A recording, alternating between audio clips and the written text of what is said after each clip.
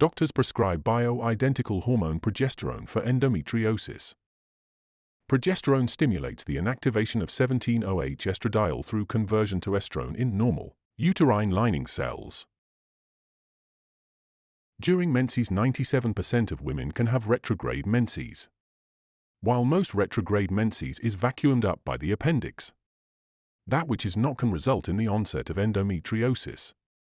Any retrograde clots or tissue are alive and stimulate angiogenesis to supply the living tissue, now trapped within the abdomen.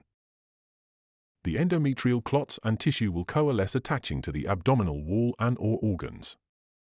These endometrial clots and tissue will begin producing 17-OH estradiol independently and without any feedback control from the hypothalamic pituitary gonadal axis.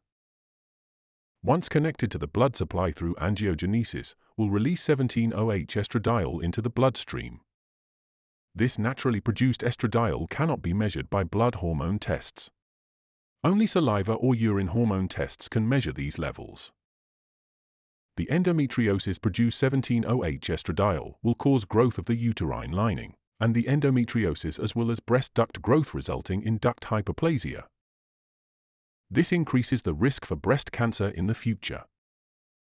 Doctors, many unknowingly prescribe bioidentical progesterone in the belief that it will balance the ratio of progesterone to estrogen.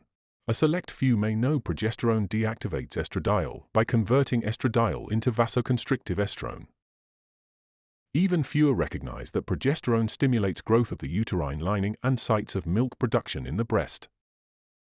The use of bioidentical progesterone promotes growth of the uterine lining, which increases the possibility of retrograde menses, which in turn creates a vicious cycle of uterine lining growth, retrograde menses, and endometriosis.